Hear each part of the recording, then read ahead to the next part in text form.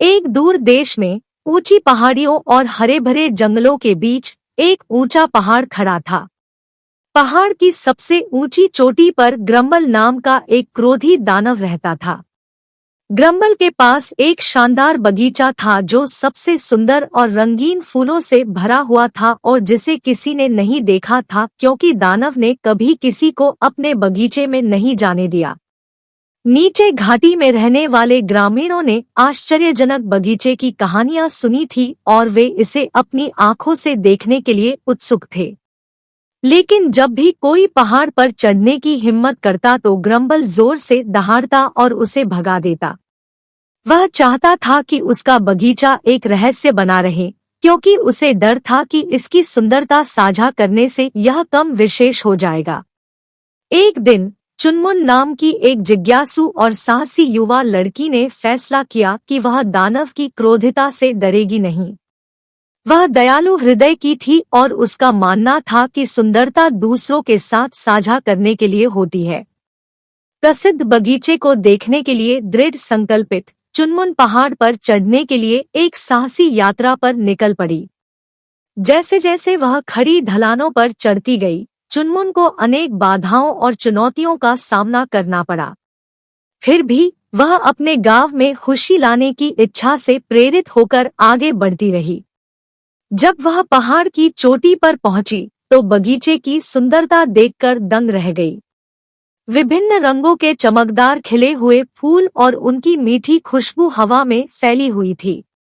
दानव की गुर्राहट को नजरअंदाज करते हुए चुनमुन बगीचे में दाखिल हुई और इसकी सुंदरता से आश्चर्यचकित हो गई।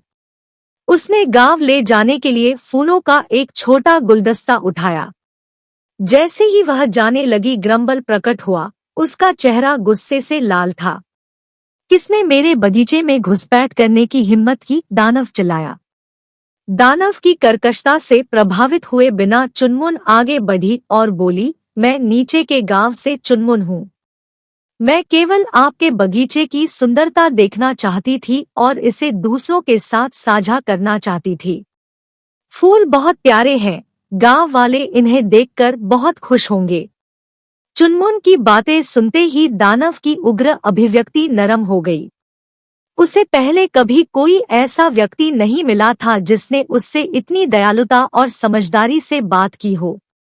वह एक पल के लिए झिझके और फिर बोले, आप उन अन्य लोगों की तरह नहीं हैं जो पहले आए थे। वे केवल मेरे बगीचे से फूल लेना चाहते थे, लेकिन आप इसकी सुंदरता दूसरों के साथ साझा करना चाहती है। चुनमुन ने ग्रम्बल को फूलों का गुलदस्ता दिया, जिसे उसने आश्चर्य से देखा। जैसे ही उसने फूल पकड़े, उसे अपने दिल में एक गर्माहट महसूस हुई जो उसने लंबे समय से महसूस नहीं की थी। दानव को एहसास हुआ कि बगीचे को अपने पास रखकर वह दूसरों को इसके जादू का अनुभव करने का मौका देने से इनकार कर रहा था। उस दिन से ग्रम्बल का दिल नरम हो गया और उसने गांव वालों को अपने बगीचे में आने के लिए आमंत्रित करना शुरू कर दिया। वे उस सुंदरता को देखकर आश्चर्यचकित रह गए और उन्होंने अपने जीवन में ऐसी खुशी लाने के लिए चुनमुन का धन्यवाद किया। जैसे जैसे अधिक से अधिक लोग बगीचे में आते गए, यह और भी सुंदर होता गया, मानो यह इसे मिले प्यार और सराहना से विकसित हुआ हो। एक समय गुस्सैल रहने वाला यह विशालकाय दानव अब मिलनसार माली के रूप में जाना जाने लगा और उसे अपने बगीचे को दूसरों के साथ साझा करने में खुशी मिलती थी। इस प्रकार यह बगीचा घाटी में सभी के लिए आश्चर्य और मंत्रमुग्धता का स्थान बन गया। चुनमुन की दयालुता और साहस ने न केवल उसके गांव में खुशी ला दी, बल्कि एक क्रोधी राक्षस के दिल को भी बदल दिया और सभी को याद दिलाया कि सुंदरता और खुशी साझा करने से दुनिया सभी के लिए और अधिक खुशहाल जगह बन सकती है।